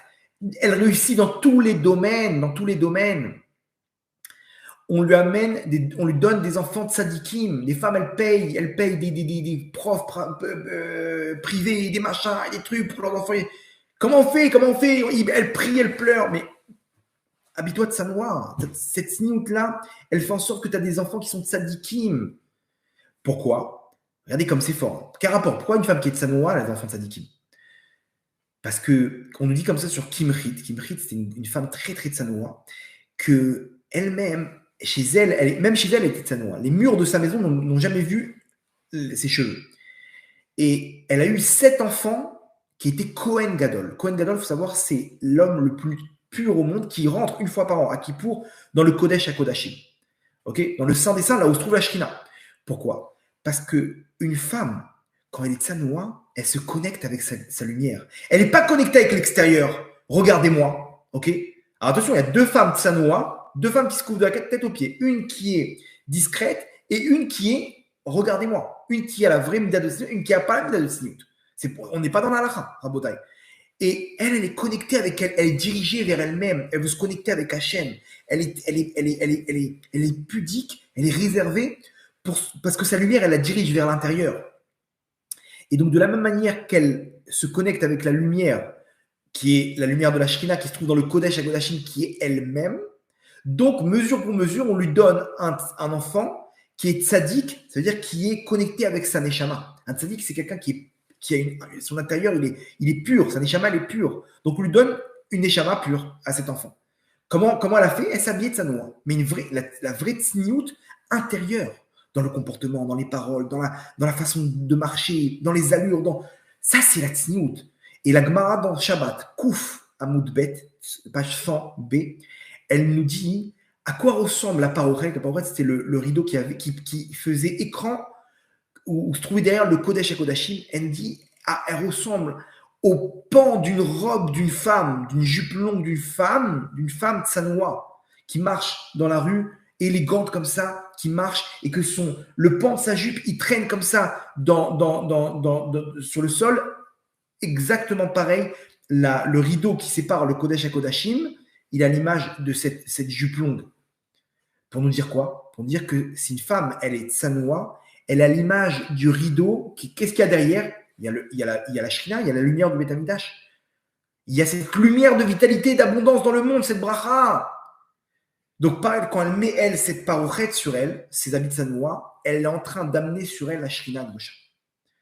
Vous vous rendez compte? C'est juste, mais c'est juste le secret de ce que c'est la tsniout. Et là, personne ne te regarde, même si lui te regarde, parce qu'il est fou, il est dérangé. Mais sinon, tu es discrète et tu amènes toutes tes lumières en toi. Et là, une femme qui est tsanoua peut vous dire, elle arrive à un équilibre d'esprit. C'est la Shrina. Quand il y a la Shrina, il y a le bonheur. On est au Gan Eden sur terre. Quand une personne il fait tchouva, il arrête de tomber dans ces fautes-là, il est heureux. Je peux vous dire sur plusieurs personnes aujourd'hui qui ne tombent plus dans ces fautes-là, qui sont kedoshim, ces gens-là, c'est les personnes les plus heureuses sur terre. Pourquoi? Parce qu'ils sont connectés avec la lumière du Beth Amikdash. Malheureusement, aujourd'hui, problème de tsniout, les femmes, elles ont plus, malheureusement, elles copient ce qui se passe dans le monde. Vous comprenez que c'est les forces du mal, c'est ces outils qui nous piratent comme ça, habille-toi comme ci, habille-toi comme ça, et fais comme ci, comme ça. Et on n'a plus rien. Et donc, on est triste. On est triste. Et c'est pour ça, comprenez bien maintenant, que quand la Gemara nous dit Ish veisha zahu shrina benem, lorsqu'un homme et une femme ils sont en shalom bayit, alors il y a la shrina en eux. Pourquoi? Parce que quand ils sont ensemble, l'homme il peut donner à sa femme tout l'amour qu'il a pour elle. Il peut lui transmettre la lumière de la shrina. Et donc en fait, la shrina, elle est là entre les deux. Pourquoi? Parce qu'ils sont gdoshim. Lui, il ne fait pas d'avérote, donc toute cette lumière de la Shrina, il peut lui donner, il peut lui transmettre à 100% à sa femme. Et elle-même, on ne fait pas des avérotes, des fautes à cause d'elle, donc toute cette lumière aussi à 100%, elle est transmise chez elle, et donc il y a la Shrina en eux. Ces gens-là, ils réussissent dans la parnassa, okay, dans l'éducation des enfants, dans le shalom bayit, dans la santé, dans tous les domaines. Quand il y a la Shrina sur une personne, là où il va, il est protégé. Lorsqu'Hachem, dans la parashat de Semaine, on voit qu'Hachem, il a libéré le Ham Israël, à Makat Bechorol, lui-même, Hachem en personne, il est descendu. L'Omalach, Velo Saraf, Ani, Birvodi ou Batzmik, à moi en personne, je suis descendu en Égypte, là-bas, dans la Touma, il a récupéré toutes les étincelles, Hachem. Il est descendu pour nous sortir d'Égypte. Personne ne peut nous sortir de nos galères si ce n'est pas Hachem. Comprenez bien, Rabotai, aujourd'hui, on est dans un monde où on va nous tirer tout le temps dans ces fautes-là. Celui qui veut être heureux dans ce monde, une solution. Fais descendre Hachem avec toi. Fais descendre la Shrina. Fais descendre la Shrina. Comment je le fais? Hachem te dit, Kedoshim Tiyu, Kadosh Ani. Si vous êtes Kedoshim, soyez Kedoshim. Soyez Kedoshim. Pourquoi? Parce que moi, je suis Kadosh. Et si vous et moi, on est Kedoshim, alors on va s'assembler, on va être unis. Laissez-moi une place dans votre cœur pour que je puisse m'installer. Laissez-moi une dira batartonim. Donnez-moi un petit Beth Amikdash, un petit temple où je puisse mettre ma Shrina. Et nous, c'est Khorban Beth Amikdash, malheureusement. L'autre, il se balade dans la rue, ok? C'est un forex ambulant. Rien qu'il vole. Il vole comme ça. Ah, elle est belle celle-là. Hein, et elle est belle. Ouh, là, t'as vu celle-là, et t'as vu ce paquet, et t'as vu celle-ci, et t'as vu ça. Il passe sur Facebook là-bas, toutes les femmes des mecs de la communauté, et il kiffe comme ça, il passe la soirée. Il a fait un braquage, un coup du président. Il a fait un braquage de l'abondance de toutes les femmes. Ça dit que fais attention à tes yeux. Fais attention quand tu te balades, tu marches comme un radar là dans la rue. Fais attention, fais attention. Kedoshim Tiyu, Hachem dit. Hachem dit, mais laissez-moi une place dans votre cœur. J'ai plus de place dans votre cœur. Et on est là, on est pris dans ce monde-là. Et celui qui arrive aujourd'hui, il peut changer sa vie d'une extrémité à l'autre. Ça, c'est ce qu'Hachem il attend de nous aujourd'hui, pendant ces moments de Shovavim. C'est pour ça que je vous presse, mes tzadikim, je vous en supplie. Je me mets à genoux devant vous et je vous supplie de faire ce tikkun Shovavim. Parce que quand on le fait, ok, on réunit toutes les étincelles qu'une personne il a évacuées en un instant par la force de la tchouva, du jeûne, que le Harizal lui-même nous a donné comment ça marche dans les mondes d'en haut pour récupérer ces étincelles. On peut les récupérer par des épreuves. Toutes les épreuves de ce monde-là, c'est la réparation de tous les interdits de karet. Mais le Harizal nous a donné la solution. Les jours de jeûne. On fait un jour de jeûne, on rachète tout avec la tzedaka. Ça coûte cher, des fois ça coûte cher parce qu'il y a beaucoup de fautes, mais qu'est-ce que tu veux? Tu veux investir? Tu as investi des options à $1000 là-bas dans ta Tesla, tu ne peux pas investir $1000 dans la réparation de ta Neshama. Bien sûr, mon sadique, tu vas être heureux. Tu vas être heureux, toi, avec ta femme. Pourquoi tu as des problèmes de Shalom Bayit? Parce que quand vous vous unissez, elle n'a pas toute son abondance. Elle a rien reçu, donc elle n'est pas bien. Il y a des cercles vicieux et toi, tu as un mal-être parce que tu as tout distribué. Les mecs, ils se baladent comme des cocos. Ils distribuent à tout le monde. Vas-y, tac, tac, tac, tac. La femme, elle se balade. Qui veut de l'abondance, tac, tac. Mais attends, mais gars, un peu de sniout. Hachem nous a envoyé le corona pour qu'on soit tous à la maison. On est tout le temps dehors, tout le temps connecté avec l'extérieur. Prenez. Et donc, on arrive à un niveau où on touche le sol. On touche le sol, on n'a plus rien. Ne vous inquiétez pas. Hachem, il va intervenir pour remettre la doucha dans ce monde-là. Pour l'instant, c'est les forces du mal qui savent que c'est bientôt la fin, donc ils mettent le paquet. Et on arrive dans de la dépravation comme il n'y a jamais eu, de la pédophilie, de l'homosexualité, dans tous les domaines, ça devient quelque chose de pas de normal. De limite, si tu n'es pas là-bas, tu es un fou, quoi. Tu es un fou, si tu n'as pas essayé, c'est quoi? Tu es un fou. Et les gens, ils sont là-bas, ils se font manger le cerveau, malheureusement. C'est la génération. Sans compter toutes les dépressions, la tristesse. C'est quoi tout ça? C'est les forces du mal qui sont installées en nous, malheureusement, et qu'aujourd'hui, on peut le faire. Comment? Alors déjà, je vous invite, ceux qui voient ce cours-là, qui ne sont pas encore inscrits, inscrivez-vous pour le Tikkun Shovavim. Vraiment, inscrivez-vous sur le Tikkun Shovavim. Je vais donner le numéro au début du cours pour vous inscrire. Il y a une vidéo qu'on a fait la semaine dernière pour expliquer le fonctionnement. Participez avec nous, venez sur place. Je vous laisse mon mail perso si vous avez la moindre question. tovhm26@gmail.com. tovhm26@gmail.com. Et des gens qui peuvent vous confirmer, qui sont heureux aujourd'hui. Des hommes, des femmes qui sont tombés, qui ont trompé leur mari, qui ont trompé leur femme, qui sont partis des périodes entières avec des goïms, avec des trucs, avec des années depuis qu'ils ont 10 ans, 12 ans dans la semence en vin. Ils sont heureux, ils sont bien dans leur peau. Alors des fois, ça prend un peu plus de temps, il faut des fois le refaire une deuxième fois, troisième fois, mais ils ont réparé leur neshama. Des fois, il y a beaucoup d'étincelles à récupérer malheureusement. C'était 30 ans de galoute. Donc c'est pas... Mais faites-le. Je vous dis, je me fais attaquer dans tous les sens à cause de ce tikkun-là. C'est pas pour rien. Je comprends pas pourquoi il y a des rabbinim qui ça les dérange. C'est quelque chose qui m'en fout. Au pire, il a fait tchouva. Au pire, qu'est-ce qu'il y a? Il a donné la tzedaka. Il a jeûné. Quel est le problème? Non, les femmes, elles ne doivent pas faire ce tikkun. Non, quel est le problème? Je ne comprends pas c'est quoi le problème. Des gens, ils n'ont jamais ouvert le harizal de leur vie. Ils sont là en train de donner des ordres. Regarde, étudie. Tu verras que c'est quelque chose qui peut sauver la génération aujourd'hui. Donc, on est tous déprimés. Aujourd'hui, vous savez pourquoi. On n'a plus cette abondance, on n'a plus la lumière de la shrina en nous. Hachem, il nous demande, les enfants, Kedoshim Tiyu, je vous en supplie, soyez Kedoshim. Et ce qui s'est passé le 7 octobre, c'est pourquoi? Parce que la Shrina n'était pas là pour nous protéger. C'est écrit dans Kitetse. La paracha nous dit Veshav Macharecha. La Shrina, elle va avec nous, elle marche avec nous, elle nous protège. Quand il y a un manque de tsniout, la Shrina, elle s'en va. Pourquoi elle s'en va, la Shrina? Parce qu'on a compris ce soir que ces étincelles-là qu'on a dilapidées, Bilam, il a compris ce principe. Il a compris, il faut les faire tomber là-bas. C'est là-bas qu'ils vont perdre le lien avec Hachem. C'est là-bas qu'il faut intervenir. Et c'est là-bas que les forces du mal interviennent pour faire tomber chacun d'entre nous. Vous comprenez l'histoire aujourd'hui, dans quelle impasse on est?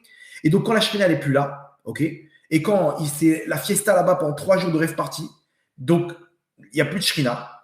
Et là-bas, le Hamas, il peut faire ce qu'il veut. Comment ils ont eu cette réussite? Comment ils ont pu réussir? Jusqu'à aujourd'hui, je me pose la question, comment les renseignements, ils n'ont pas trouvé? Comment, et pourquoi? Et des vingtaines, trentaines de questions. Il n'y a pas de réponse. Une seule réponse. Il n'y avait pas la Shrina. La Shrina n'était pas là pour nous protéger. Et nos soldats qui sont là-bas, malheureusement, on continue, on est là, etc. Et des fois, il n'y a pas la Shrina pour les protéger. Pourquoi? Parce qu'eux, ils sont en train de se fighter là-bas sur le truc. Et nous, qu'est-ce qu'on fait? L'autre, il parle avec Pierre, Paul, Jacques. Et l'autre, elle parle avec sur WhatsApp avec truc. Elle est en train de flirter avec truc. Qu'est-ce que tu fais? Tu crois quoi? Il n'a pas des mauvaises pensées, lui? Non, il est mignon. Au contraire, Gvodarav, pourquoi vous dites du mal? Il m'apporte le café le matin, on discute, il s'ouvre à moi, on est comme des frères. Alors, sache une chose. Tu sais pas ce que c'est un homme. Lui, il a des mauvaises pensées. Il est en train de te prendre ta neshama. Naïvement, lui, il est là-bas, lui, le pauvre. Mais non, qu'est-ce qu'il y a? Pourquoi je ne comprends pas pourquoi. Moi, j'ai besoin de m'habiller comme ça. Ça me fait du bien d'être moulante comme ça, de sentir mes formes, de voir comme ça. Et au contraire, les gens, ils sont là, ils m'ouvrent la porte. T'as rien compris, Matsadika. Et l'autre, il se balade, il est là en train de mitrailler toutes les femmes. Il regarde partout. Stop, il faut arrêter. Venez, on fait un cessez-le-feu. Venez, on fait un cessez-le-feu. Venez, on récupère nos otages à nous. On se fait pirater par des outils spirituels. On se fait pirater notre Neshama à Botaï. Et donc, on est tous déprimés, on est tous dans cette impasse. Donc, c'est quoi la solution, si vous le voulez bien? Alors, il y a le Prozac, ok, pour sortir de la déprime. Ça, c'est pour les peuples du monde. Nous, on a une autre solution. L'autre solution, c'est de récupérer nos étincelles. Comme je vous ai dit, Tikkun Shovavim, un jour, Tzedaka, un jeune Tchouva, c'est terminé. Un jour. Et vous avez récupéré tous vos étincelles.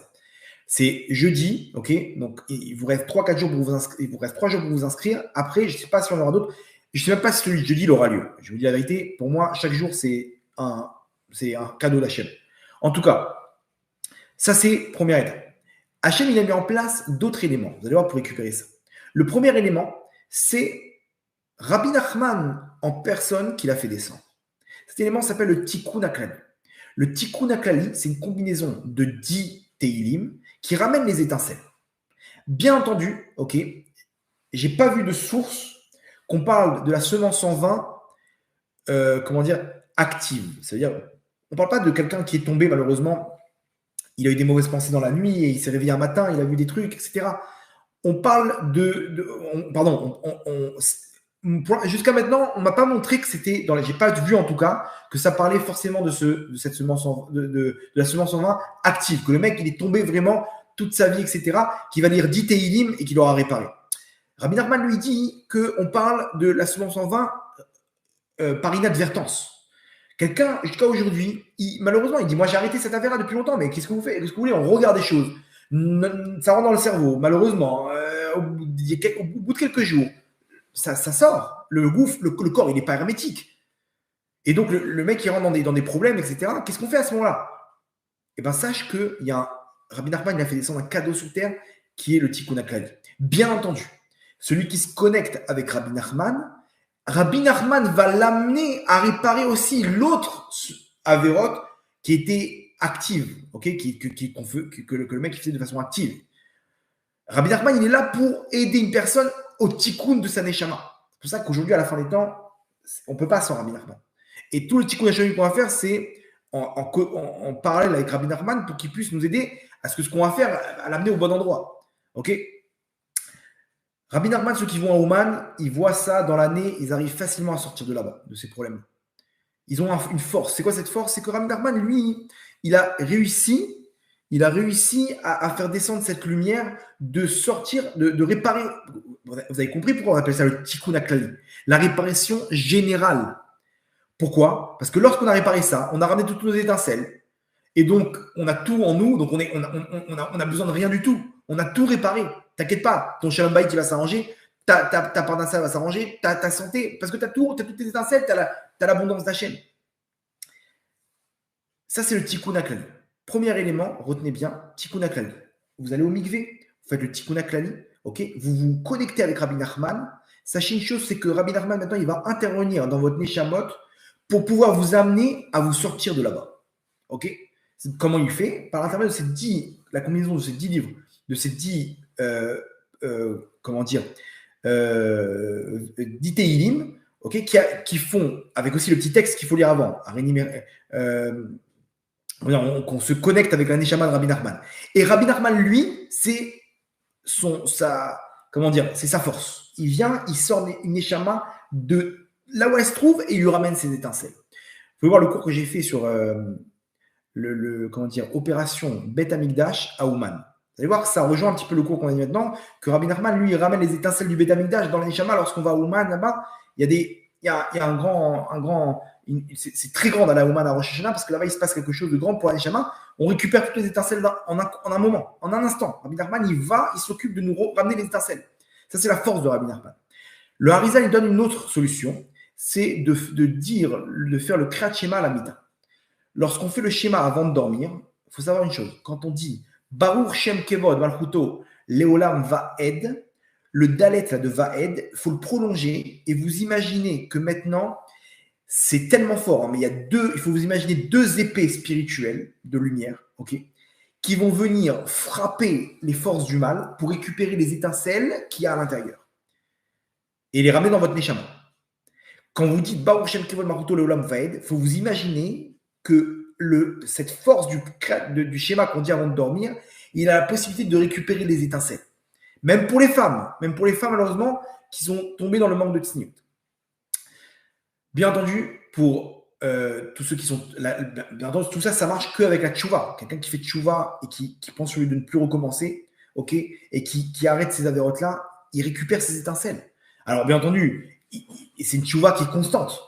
Ok, il y a une dynamique parce qu'il va voir, il va retomber, etc. Il reprend, il sépare la force du mal, les étincelles de la force du mal et il les ramène dans sa neshama. Ça, c'est le principe de la tchouva. Quand les rabbanim ils sont en train de dire faites tchouva, c'est pour notre bien, c'est pour notre bien-être, malheureusement. On est là en train c'est pas des contrats là, on n'est pas en train de vendre un panneau solaire. On te dit c'est pour toi, mon tzaddik, tu vas être heureux.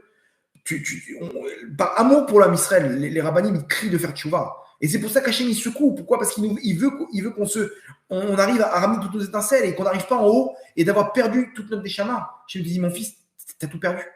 T'es pas arrivé en Israël. Tu t'es fait pirater par les outils sur la route. Comment ça? Mais bah oui, regarde ton bateau. Il enflamme. Il enflamme. Tu t'es fait enflammer par ce monde de galoute. On t'a dit, qu'est-ce qui t'arrive? Alors quoi? Qu'est-ce que je fais, Hachem? Bah tu peux retourner. Et on retourne. Qui veut retourner encore dans ce monde-là? Ça y est, venez, on arrête. Venez, on fait tchouva. Venez, on fait tchouva. Bien entendu, les femmes qui prennent sur elles en faisant tchouva de la tsniout, il n'y a pas plus grande réparation. Ça, c'est leur réparation à elles, ok, combinée avec le schéma Israël, avec le tikkun haklali, mais surtout de faire attention à leur tsniout. C'est une vraie tchouva. Tu fais attention, au moins, tu n'es pas capable. Étudie là, tous les jours des halachot de tsniout. Il y a des lignes de téléphone aujourd'hui où il y a tous les jours 5 minutes d'halachot de tsniout. Tu ne peux pas faire ça. Tu le fais, tu es protégé par Hachem. Parce que dans tout ça, qu'est-ce qu'Hachem il veut de nous? Il nous dit juste, mes enfants, je sais que c'est dur. Mon tzaddik, je sais que la Gdusha, c'est dur, c'est la pire épreuve pour un homme. Parce qu'un homme, il est là-bas, il a un côté animal, il est tout le temps là-bas, il est tout le temps rentrer dans des fantasmes. C'est un très, très grand Yitzhara pour l'homme. Une femme, pareil. Hachem dit, ma tzaddiket, je te comprends. Je sais que c'est dur de se couvrir la tête. Je sais que c'est dur la sniout. Je sais que c'est l'épreuve la plus dure pour toi. T'as envie qu'on te regarde. T'as envie qu'on te donne cette affection. Je comprends, ma tzadika. Il n'y a pas de problème. Mes enfants, c'est dur. Ce monde-là, c'est un monde d'épreuves. C'est un monde d'épreuves. Kolaolam kulo gesher tsar meod, dit Rabbi Nachman. C'est un pont étroit.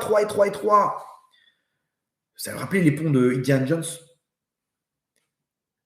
Ouais, les trucs où là-bas, la marche en bois, elle est tellement vieille, elle a tellement été bouffée par les mythes qu'elle se casse et le mec il tombe dans les crocodiles là-bas. Vous voyez ce pont? Ok. C'est pas ça ce qu'il dit Rabbi Nachman. Il dit que c'est pas ce pont-là. Ok, c'est pas ce pont-là. Pourquoi? Parce qu'il dit Ve'aikar lo lefached klal. L'essentiel, c'est pas de ne pas avoir peur. Ce pont, a priori, c'est le pont de Diane Jones où à gauche, t'as pas où aller. À droite, t'as pas où aller. Tu peux plus revenir en arrière. Ça y est, les marches, elles ont cassé. Tu peux plus revenir en arrière. Tu dois que avancer, que avancer, que avancer. C'est ça qui donne dans mes ordres. Et quoi, et si je tombe? N'aie pas peur, mon fils. Rabbi Nachman lui dit Ve'aikar, lo lefached. Mais Rabbeinu, quel rapport? Si jamais j'ai pas peur, qu'est-ce que ça va changer? Je vais quand même rester coincé. Il te dit non, non, non. Avance et n'aie pas peur. Pourquoi? Parce qu'Hachem, il est là. Le but, c'est qu'Hachem il soit en toi. C'est tout l'objectif d'Hachem. Itavalo, la Kadosh Baruch Hu, liotlo, dira batartonim. Hachem, il veut être avec toi. Donc, il te donne la possibilité de réparer. Tu peux avancer. Et si tu tombes, eh ben, tu te relèves. Tu fais tchouva. En yehush baolam. Il n'y a pas de désespoir, Matzadika. Il n'y a pas de désespoir, mon tzadik. Mais Gvodarav, si vous savez ce que j'ai fait, combien de fois j'ai entendu cette phrase? En shum yehush baolam. Écoute-moi bien, mon tzadik. Écoute-moi bien, Matzadika. Il n'y a aucune, tu peux avoir fait toutes les avérotes de la terre, tant que tu es dans ce monde-là, tu peux réparer. Veikar lo lefached klal. Il n'y a pas besoin d'avoir peur. Vous savez à quoi ça ressemble? Moi, je me suis dit, en fait, c'est pas le pont d'Indiana Jones. Vous vous rappelez dans Interville, il y avait des trucs là-bas, des ponts comme ça, mouillés avec de la mousse. Et le mec, il devait amener des trucs là-bas, puis glisser, il tombait dans la piscine à côté. Ok. Puis il devait nager et il revenait au début et repasser. C'est des ponts là, le pont d'Interville, ok, avec la vachette. Alors. C'est là-bas, tu tombes, c'est là, tu te relèves, tu remontes sur le pont. Tu as glissé, il n'y a pas de problème, ce monde-là. Mais continue à ramener des étincelles, encore et encore à Hachem. Continue, continue. Au lieu de te faire pirater, tu t'es piraté et tu es là, tu restes dans l'eau comme ça. Voilà, mais arrête de te faire pirater, mon tzaddik. Arrête de te faire pirater. Lève-toi, ma tzadika. N'aie peur de personne. Il y a Hachem avec toi. Hachem, il veut être en toi. Tu fais tchouva, tu sais que ta tchouva, ça y est, il n'y a plus rien. Bien sûr, bats-toi, ne retombe pas. Ouais, mais si je retombe, eh ben tu refais tchouva. Le Rachach, il dit que faire tchouva, quand on regrette, on retire les étincelles des forces du mal. Et quand tu prends sur toi de ne plus recommencer, tu dis je reviens vers toi, Hachem, tu ramènes ces étincelles dans ta neshama à Hachem. Vous vous rendez compte? Mais ok, on est dans un monde de fous, mais pourquoi on ne veut pas revenir à Hachem? Pourquoi on ne veut pas laisser une petite place dans notre cœur à Hachem? On est toujours là dans notre galoute. C'est dur, lève-toi, n'aie pas peur, tchouva, c'est là-bas que ça se passe. Et Hachem, il nous montre, regarde, qu'est-ce qui se passe? Ils sont nos frères, ils sont là à Gaza, on pris en otage. C'est nos étincelles, Rabotaï. C'est nous-mêmes, on fait exactement pareil, malheureusement. On fait exactement pareil. On n'a plus la shrina en nous. Et Hachem, il pleure avec nous. Et Hachem, il descend avec nous. Il dit à Yaakov, il dit, tu vas descendre et je vais descendre avec toi, mais je vais remonter. Et la shrina elle-même, dans la paracha de semaine, on voit comment elle-même, elle est descendue. Et elle dit, mes enfants, je vais vous chercher. Rabotaï, là, on est à la fin des temps. Bientôt, Hachem va dire, mes enfants, vous êtes dans le 50e degré de Touma. Bientôt, je vais venir vous chercher. N'ayez pas peur. Je vais descendre avec la Shrina, je vais venir vous chercher. Mais dans l'obscurité, tant que vous êtes encore là-bas, continuez encore votre travail, parce que vous ne savez pas combien vous me donnez des forces, combien chaque petit pas, il est énorme. Il est énorme. Aujourd'hui, on n'est plus dans battre des records. On est dans le limiter la casse. Quelqu'un qui limite la casse, il ne se rend pas compte qu'il arrive à des degrés les plus hauts dans les mondes d'en haut. Ah, mais je suis quand même tombé. Azma, tu fais tchouva, lève-toi. Tout va bien, tout va bien. Ok, ouvrez les yeux. On est dans ce monde-là. Ok, ce monde-là, on est dans le Beten Anachash, mais on a Hachem avec nous. On a Hachem avec nous. C'est ça ce qu'Hachem attend de nous, qu'on lui laisse une petite place dans notre cœur. Donc on peut le faire à Bretagne. Si on y arrive, on a tout gagné. Aujourd'hui, c'est un moment propice. Cette période-là, c'est une des périodes la plus belles pour Hachem, parce qu'il voit, il tend la main à ses enfants. C'est maintenant, saisissons l'opportunité à Bretagne pour les hommes d'arrêter toutes ces fautes-là. Retrouve ta femme, tu vas avoir un Gan Eden sur terre, tu crois que tu vas avoir le Gan Eden là-bas avec toutes ces femmes, avec tous ces plans et ces trucs, laisse tomber tout ça, laisse tomber tous ces trucs, tu perds tout, prends sur toi, sois un homme, il y aura des hauts et des bas, n'aie pas peur, tu vas te faire attaquer par les outils, mais va, prends ton bateau et amène-le en Israël, amène-le à Hachem. Et Matzadika, pareil, prends sur toi un peu de tsniout, protège-toi, protège ta neshama. Tu vas avoir des enfants de tzadikim. Tu vas être heureuse dans ce monde-là, dans le monde futur. Tu vas avoir la parnassa, la bracha, la simcha naturelle. Le Rav Zamer Cohen, il montre comment une femme, quand elle se couvre la tête, Elle a une aura sur son visage, il y a un appareil comme ça, une caméra spéciale qui arrive à capter les ondes, ok? Et on voit des couleurs. Quand une femme elle se couvre la tête, elle a une lumière violette comme ça, hyper grande sur son visage. Pourquoi? Parce que ça noir. Tu as la lumière, tu remets la lumière du Beth Amikdash en toi. Tu as la shrina en toi, tu te balades avec la shrina, tu n'as rien à craindre. Et tes enfants, ils sont tzadikim. Et tes enfants, alors bien entendu, c'est pas que dans les habits, dans ton comportement. Fais attention. Il y a des femmes, elles sont là, ouais, le nouvel an, ouais, Jean-Pierre, ouais, des histoires, les mecs qui sont là au mariage, l'autre elle danse avec son beau-frère, l'autre truc comme ça, et des slow et trucs, et c'est tous des vulgaires et des machins. Arrêtez ce monde de pathos là, ça stop. Stop, on est sorti de là-bas, là, le nouvel an et les machins, et des booms là-bas, les soirées mousse et compagnie. Arrêtez tout ça, c'est bon, on n'est plus là-bas. Am Israël, c'est Am Kadosh. C'est maintenant qu'on peut le faire. Vous allez voir le bonheur. Les gens, ils sont vides aujourd'hui, vides. Ça y est, les forces du mal, ils sont en train de mettre la clé sous la porte. Les gens, ils sont là, ils ont essayé tous les bonheurs dans ce monde-là, ils ont fait le tour du monde. Et ils sont tristes, malheureusement. Donc, qu'est-ce que tu as gagné? Qu'est-ce que tu as gagné? Regarde, nous encore, on n'a pas l'argent pour faire tous ces trucs-là. Mais regarde ces stars de cinéma où ils ont terminé. Ils ont terminé dans des overdoses. Quoi, tu crois qu'il n'y avait pas toutes les femmes de la Terre? Tu crois qu'il n'y avait pas tous les l'autre, là, comment il s'appelle? Elon Musk. Il y en a, il m'a dit qu'il connaît une personne qui est très proche de lui, ok, qui un de ses conseillers, ou je sais pas, il lui a raconté, il lui a dit, le mec, en pleine interview, il arrête l'interview et il prend un rail de coke. Il prend un truc, quoi. Je sais pas si c'est de la coke, mais le mec, il prend son calmant et il continue. Non, bien sûr qu'il a des trucs de qualité, quoi. Vous imaginez, il n'a pas les trucs que tout le monde prend.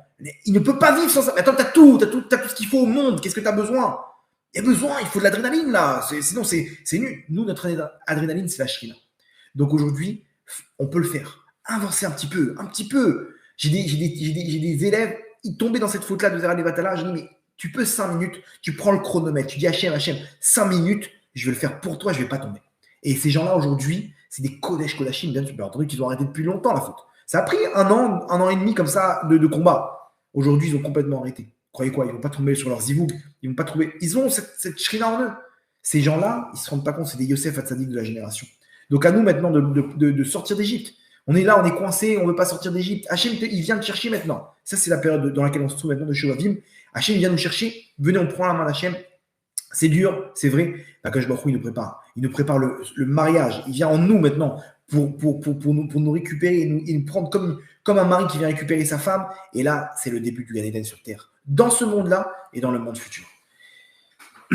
On va finir avec une petite histoire, si vous le voulez bien. Rashi Akadosh, okay, tout le monde connaît Rashi, le commentateur principal de la Torah, okay, Rabbi Shlomo Yitzhaki, c'est un Français. Okay, et à la fin de sa vie, il a prié à Hachem qu'on lui montre sa place dans le Gan Eden. Il voulait voir, il était curieux de voir est-ce que je suis. Ok, je sais que j'ai fait Hachem m'a donné une grosse neshama, mais c'est quoi la place dans le Gan Eden? Un jour, on lui a montré en rêve, on lui a fait comprendre, on ne peut pas te montrer ta place dans le Gan Eden, mais on peut te montrer à côté de qui tu te trouves. C'est-à-dire, si tu comprends à côté de qui se trouve ta place, tu comprendras que ta place, elle est bien ou moins bien. Okay, et on lui montre un certain Shimon qui se trouve en Espagne. Bon, lui, il est en France, Rachi. Il voit un certain Shimon dans une communauté en Espagne. Ok. Il se lève le matin, il prend son sac et il dit à sa famille, je dois partir pour un voyage, je reviens dans quelques jours. Et il part. Il part pour 3 jours de route pour telle ville d'Espagne où se trouve ce certain Shimon. Il arrive là-bas et il arrive dans la synagogue, ok, il rencontre donc la communauté et tout, et il se rend compte que c'est Rachid. Il connaissait ses écrits et tout. Ah, le tzaddik, il y a un tzaddik qui est venu dans la ville, ils ont commencé à accueillir le Rav. Attendez, vous rigolez, on va faire un rassemblement ce soir, vous allez nous faire un Torah, on va vous accueillir. Ils se disputaient pour accueillir le Rav chez eux, etc. Et là, il dit non, je suis pas venu pour ça et tout, j'ai une mission spéciale et tout. Bon, bref. En Malasot, ils ont invité toute la communauté, tout le monde était là pour accueillir le Rav. Et bien entendu, ils viennent, donc les personnes importantes de la communauté, donc le Rav de la communauté, et les personnes importantes sont venues pour accueillir Rashi. Et Rashi, il voit dans son rêve le certain Shimon qui a la même place, qui est assis à côté de lui dans le Gan Eden. Il le voit là-bas, qui fait partie des personnes importantes de la communauté. Et il vient, il lui dit bonjour, je me présente, je suis Shimon. Il lui donne son nom de famille, je sais pas quoi et tout. Et Rachid le regarde avec un grand sourire, il lui serre la main comme ça. Et l'autre, il lui serre la main au Rav. Et Rachid continue, et après, il revient vers Shimon. Il attrape comme ça, donc maintenant tout le monde commence à prendre place là-bas dans la réception qu'ils ont fait et tout. Et Rachid prend ce Shimon, il dit, je t'en prie, qu'est-ce que tu fais dans ta vie? Il dit, moi, j'ai une vigne, j'ai un peu d'argent, etc. Bon, après, on essaie d'aider un peu à droite à gauche pour la communauté, on fait des dons. Voilà, mais j'étudie, moi, tous les matins, j'étudie et je travaille l'après-midi. Bon, après, Hachem m'a donné une grande famille, je suis content, j'aide et tout. Ouais. Il dit, non, mais qu'est-ce que tu. Et Rachid est d'enquêter un petit peu. Et en plein milieu de la discussion, il y a une femme qui arrive. Ah, Ekvanav, vous êtes en train de parler avec ce rachat de Shimon. Ah, il est devenu blanc, Rachid. Comment ça, ce rachat de Shimon? Vous savez pas ce qu'il a fait à ma fille? Il dit quoi? Qu'est-ce qu'il a fait à ta fille? Alors Shimon, il comprend pas et tout. Il dit, je suis désolé. Il lui dit, elle dit, maintenant en plein scandale, hein, devant tout le monde. Il dit, vous savez pas ce qu'il a fait à ma fille? Elle était tombée sur un khatan d'une bonne famille, quelqu'un de bien. Elle devait se marier avec lui. Et d'un coup, il a changé d'avis. Pourquoi? Pour se marier avec la fille de Shimon. Ce Shimon-là, qui est venu avec son argent, qui nous a poussé, on n'a pas d'argent. J'ai perdu mon mari depuis quelques années. Je suis veuve, voix d'arabe. Et ma fille, elle n'a pas d'argent. Et voilà, maintenant, on lui a proposé quelque chose. C'est un rachat, il nous a fait de la peine. On le pardonnera jamais. Rachid entend ça, il dit, ouais. Il s'imagine, il dit, attends, mais lui, si c'est un pourri, c'est-à-dire, en fait, ma place au Gan Eden, il se retourne vers Shimon, il dit, c'est vrai ce qu'a dit cette dame? Non, il voit que tout le monde le regarde avec des yeux, genre, pff. Il dit au Rav, il dit, voilà, si vous le voulez bien, je préfère, vous savez quoi, je préfère pas je préfère pas prendre ma défense, mais si vous le voulez, je vous invite tous à savoir si tout ce que cette femme a raconté est vrai ou pas. Chez moi, dans ma demeure, il y avait comme un petit domaine comme ça, avec sa vigne, un petit château. Dans ma demeure, cette semaine, tel jour. Il donne la journée, jeudi soir, ok, disons. Jeudi soir, vous venez tous chez moi, j'invite toute la communauté. Et je vous dirai si cette femme a dit elle veut. Et vous, madame, vous venez aussi avec votre fille. Bien sûr, on va venir devant tout le monde. T'inquiète pas. Pauvre type. Et elle s'en va. Rachid, il va voir cette femme, il dit, j'en supplie, venez, j'ai absolument besoin de voir, etc. Je reste, je veux être là pour voir la soirée. Rachid, maintenant, il est en train de pleurer. Hachem, il dit, Hachem, mais qu'est-ce que j'ai fait? Qu'est-ce que je t'ai fait? Dis-moi s'il faut que je fasse tchouva. J'ai pas une bonne place au Gan Eden, je comprends pas. Dis-moi, Hachem. Et il pleure, et il prie, donne-moi, montre-moi, je t'en prie, je vois. Si c'est un tzaddik, alors montre-le-moi. Si c'est pas un tzaddik, montre-le-moi aussi, comme ça je peux faire tchouva et je peux changer de place dans le Gan Eden. Ok. Ils arrivent le soir, et Rachid est là à l'entrée de la demeure, et il attend la femme avec sa fille. Elles arrivent, et ils entendent de la musique. Ils entendent genre une grosse préparation comme ça. La femme, elle vient, elle rencontre le Rav, elle fond en larmes avec la fille qui fond en larmes. Mais ne nous dites pas qu'il nous a invités au mariage de sa fille avec celui avec qui ils commencent les deux à fond en larmes, la maman et la fille. Rachid, là, il dit, ouais, il en est hors de question. Venez, vous inquiétez pas, je vais m'occuper de lui. S'il faut, on va le renier du Ham Israël, on va faire un truc, un idouille, machin, etc. Vous inquiétez pas, je suis là. Voilà, merci d'être venu avec nous. Voilà, vous êtes là, vous êtes un envoyé d'Hachem. Pourquoi vous êtes venu? Vous êtes venu de France juste pour ça, pour nous sauver. Et ils avancent. Et le Rav, il est déterminé. Il arrive devant la demeure. Et là, d'un coup, il voit Shimon, costard, le petit nœud papillon. Et il voit comme ça des pancartes derrière, Mazal Tov, machin. Ouais. L'autre, elle est en syncope, en pleine heure, elle va s'évanouir. Et il les accueille, il dit Beruchim Abaim, bienvenue au mariage de. Et il dit comment tu t'appelles, Matsadika? Et la jeune fille, elle vient, elle comprend pas. Elle dit mais quoi? De quoi tu parles? Elle dit comment tu t'appelles? Elle dit Hana. Elle dit bienvenue au mariage de Hana. On t'a tout préparé vite. Ma fille, elle t'attend. Elle a préparé une robe incroyable pour toi. Il y a la maquilleuse, tout le monde est là, la coiffeuse. Vite, dépêche-toi. Il dit mais quoi? Mais comment c'est possible? Elle dit vous inquiétez pas. Comment dire? Le truc, il a été mis en place. Shimon, c'est quoi cette histoire? Dans l'autre, ils sont tous en train de sécher leurs larmes. Voilà, je vais vous expliquer. Il y a eu un malentendu, ok. On a nous aussi demandé des renseignements sur ce Ratan, ok. Il a commencé là-bas, l'autre a dit non, eux ils avaient demandé avant. Quand on a appris qu'il avait déjà commencé le Shidour, alors on a annulé. Malheureusement, il y a eu un malentendu. Ils pensaient qu'on leur avait volé le truc. Maintenant, nous, de là, moi j'ai appris une chose, c'est qu'ils n'ont pas d'argent et qu'elle est veuve, cette femme-là. Moi, j'ai une grande maison. Au Hachem, on a des servants, on a des trucs, on a des cuisiniers, etc. On va lui faire le mariage. Il n'y a pas plus grande tzedaka pour nous que de faire un mariage à cette jeune fille. Donc, il lui a plu le khatan. Ils vont se marier. Ils n'ont pas d'argent. On fait la mitzvah. Est-ce que tu veux toujours te marier? C'est le rêve de ma vie, bien sûr. Je l'ai aimé, cet homme-là. Je veux me marier avec lui. Ok, alors on est parti pour un grand mariage. Vite, madame, allez vous habiller vite. Ma femme, elle vous attend. Elle vous a préparé toute une garde-robe. Vous choisissez la robe que vous voulez. Venez vous installer vite. J'ai ouvert le meilleur vin qu'il faut. La communauté, les gens, ils arrivent. Venez, on va préparer. Je vous en supplie, est-ce que ça vous dérangerait de faire la repas? Waouh, Rachid a vu ça. Il a vu un homme, mais d'une pureté d'esprit. Waouh, il a compris. Il a dit Hachem, merci. Merci, tu m'as montré, Baruch Hachem, j'ai une place à côté de toi. De cette histoire, Hachem, il nous montre une chose. Et Hachem, il a montré quoi, Rachid?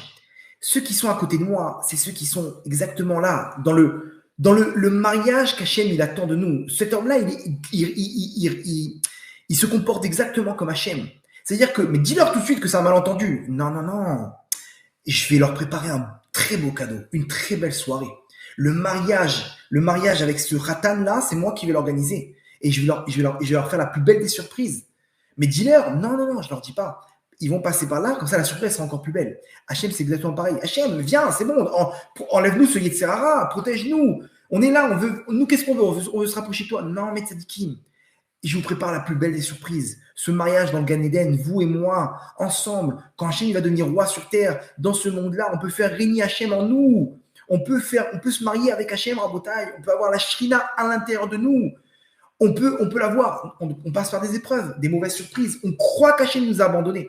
Mais à la fin, comme cette Kala qui s'est retrouvée surprise, c'est ton mariage. Ouvre les yeux, ouvrez los ojos, comme ça il a dit en espagnol, ouvre les yeux, Matsadika, c'est ton mariage. Allez, va t'habiller. Hachem, pareil.